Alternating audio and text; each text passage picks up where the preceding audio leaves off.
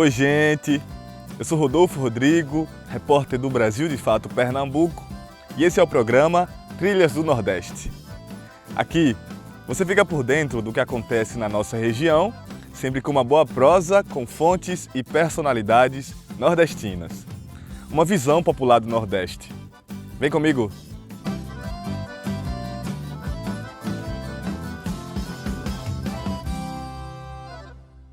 A recente decisão do Supremo Tribunal Federal de extinguir o bônus regional pode afetar muito as políticas de inclusão educacional das universidades federais em todo o Brasil, mas principalmente na região Nordeste e no interior.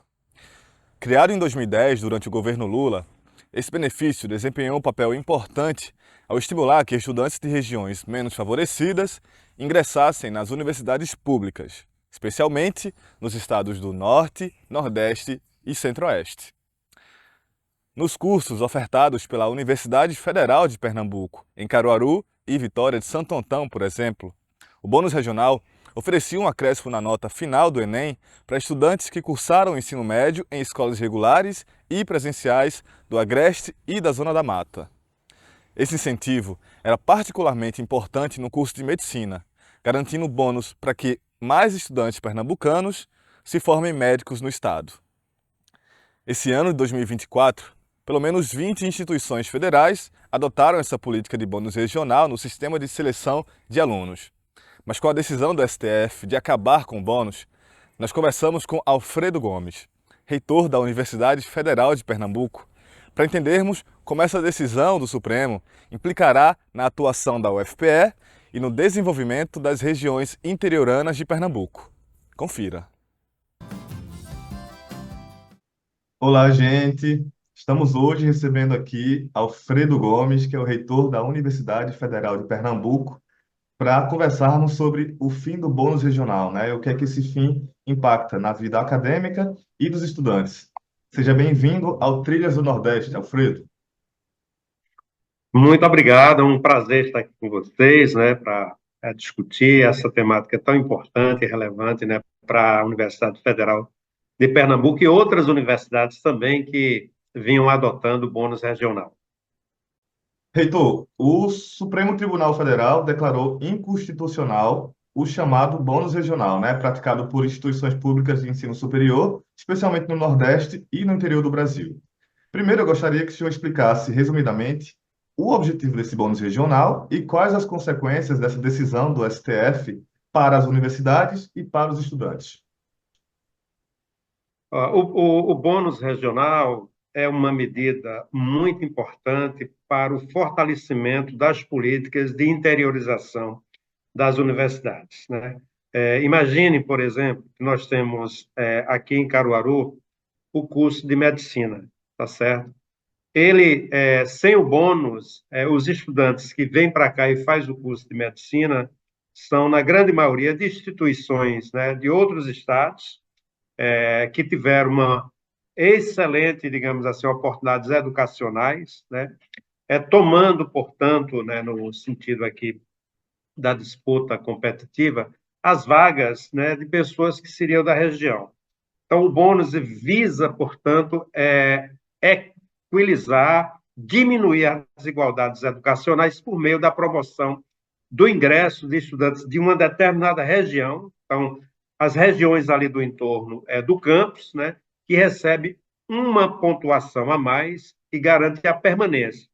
É importante dizer que isso é muito importante porque nós temos informações, especialmente sobre este curso de medicina, em que mais de 50, quase 60% daqueles que ingressam são do bônus e depois eles permanecem atuando na região, fazendo residência, atuando nos hospitais e nos municípios. Com o possível fim do bônus regional, é possível prever impactos a médio e longo prazo para a sociedade e economia nos municípios do interior de Pernambuco? Afetará, digamos assim, a consolidação, né, de políticas de interiorização, né, atraindo menos estudantes daquelas localidades, né? Isso tem um efeito tanto do ponto de vista educacional, quanto do ponto de vista de oportunidades de empregos futuramente. Sobre o julgamento do STF, o senhor considera que houve uma compreensão das particularidades e necessidades regionais na decisão? Ainda existe margem para debate com o Supremo? Assim, por muito tempo, as universidades eram instituições que ficavam nas capitais dos estados, recebiam, portanto, estudantes das elites políticas, das profissionais liberais, econômicas, e a política de democratização e interiorização, ela fortalece esse vínculo, né, com as municipalidades, sobretudo com a população estudantil e as famílias dessas regiões.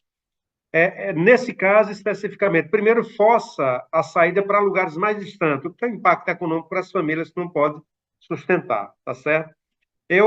A minha compreensão é que o Supremo não deveria ter derrubado essa questão, deveria aprofundar a leitura das questões de ordem jurídicas, mas também de ordem econômicas e sociais, né, tendo em vista a importância de medida tão singular e, digamos assim, de efeito permanente no processo e no sucesso da política de interiorização.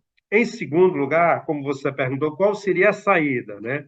A saída é nós construirmos junto ao Congresso Nacional, né, seja essa iniciativa de liderança do Ministério da Educação ou de grupos de parlamentares ou parlamentar individualmente, e propor uma nova lei nacional que fortaleça, portanto, esse processo. O bônus não pode ser entendido, Rodolfo, como sendo uma política de cotas. A política de cotas, sem sombra de dúvida, ela é muito acertada e ela vem fazendo uma reparação histórica, né, do processo de exclusão que a universidade sempre fez. A universidade é essencialmente, ou foi essencialmente, uma instituição de elite. Então, há uma mudança importante nesse sentido. O bônus na verdade, uma forma de você consolidar, né, nas unidades, nos campos, né, nos campos do interior, uma medida que permita que a população de lá estude dentro da universidade, portanto, dando uma nota.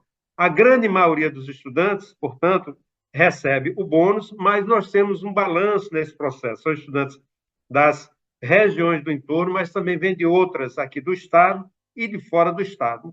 A gente vai dar uma pausa aqui na conversa, porque a repórter Fátima Pereira vai trazer algumas dicas de audiovisuais sobre o mesmo assunto.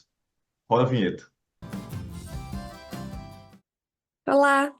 Se você busca um filme que explore questões sociais e educacionais com sensibilidade e força, Que Horas Ela Volta é uma escolha indispensável.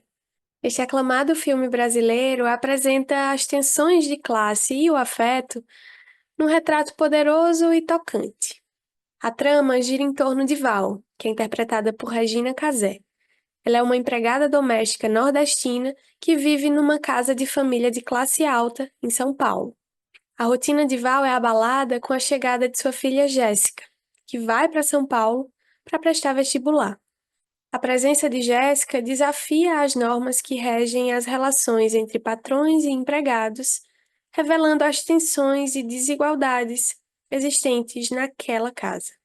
Disponível na Netflix, Que Horas Ela Volta é um filme que nos convida a pensar sobre as transformações na sociedade brasileira e o papel da democratização do ensino. Com performances intensas e uma direção sensível, é uma obra que permanece relevante e necessária.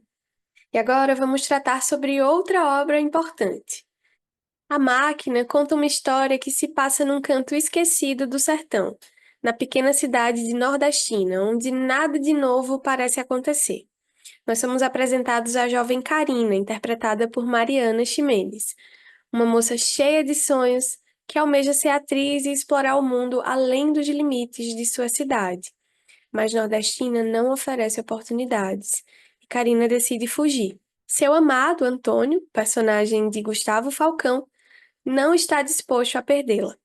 Apaixonado por sua cidade, ele se lança em uma missão quase impossível: trazer o mundo para a Nordestina para que Karina não precise ir embora.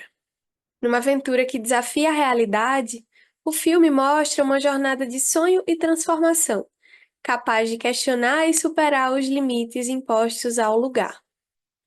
A Máquina, O Amor é Combustível, está disponível no YouTube. Estamos de volta aqui na nossa conversa, hoje recebendo Alfredo Gomes, que é reitor da Universidade Federal de Pernambuco.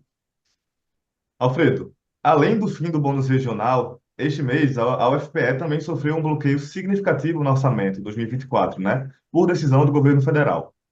Como é que esses dois fatores combinados afetam a capacidade da universidade de cumprir o seu papel junto à população? Ela afeta o planejamento, né, e a execução que você prevê de várias iniciativas que a universidade toca. Então, nós temos a previsão de contratos de pagamento, nós temos a questão de editais que nós temos que lançar, iniciação científica, edital de extensão, edital de cultura, e essas medidas, quando ela afeta o orçamento, afeta nosso desenvolvimento natural já previsto, ela impacta na nossa organização, né? Então, assim, é realmente lamentável, né, que, por ordem de uma questão mais ampla na macroeconomia, as instituições federais continuem sofrendo com essas iniciativas, né? Essa medida do Supremo, né, com o devido respeito, né, ela também impacta na nossa forma de atuar e definir os estudantes que nós queremos aqui dentro por meio da forma de ingresso. Então, nós temos a cota, que é nacional, temos a ampla concorrência, que é nacional, e nós verificamos ao longo do tempo distorções acentuadas para a gente poder consolidar, portanto, os cursos, e o bônus foi uma forma da gente reparar esse processo. E agora, nós perdemos, portanto, esse recurso, que ele é um instrumento essencial de combate às desigualdades educacionais nas regiões aqui citadas. Reitor, o que é que a UFPE pretende fazer e como está se articulando para garantir tanto a verba para manter seu pleno funcionamento, quanto a manutenção desse bônus regional? É necessário, portanto, Rodolfo, eu também vejo isso, né, que nós possamos ter um orçamento anual, né, além de ter esse orçamento anual, a gente precisa ter ele recomposto.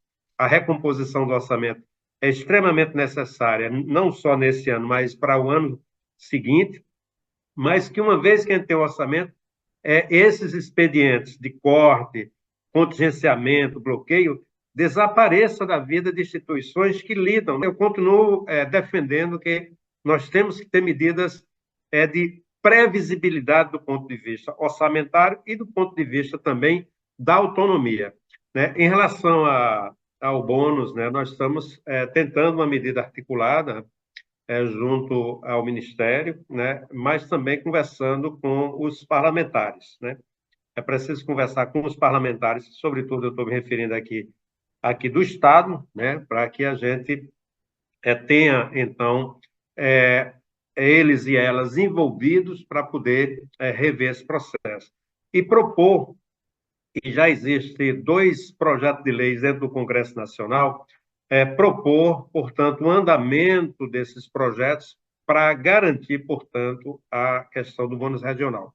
Não é apenas a Universidade Federal que está sendo, digamos assim, impactada com essa medida. São várias instituições, sobretudo das regiões Norte e Nordeste, né, que vem sendo impactada com com o fim, portanto, do bônus regional. E, assim, do ponto de vista orçamentário, né, é necessário que a gente tenha, digamos assim, a definição de orçamento claro, compatível com as necessidades da universidade, né, ou das universidades. Alfredo Gomes, a gente agradece a sua participação aqui no Trilhas do Nordeste. Muito obrigado. Muito obrigado pela atenção, né? Um abraço para toda a sua audiência. E o Trilhas do Nordeste está chegando ao fim. Muito obrigado pela sua audiência. Você pode assistir esse e outros episódios nos canais da TVT e do Brasil de Fato Pernambuco no YouTube. Você também pode enviar sugestões de pautas para a gente. É só falar no e-mail pautape@bdfestados.com.br. Até semana que vem, toda segunda-feira, às 7h45 da noite.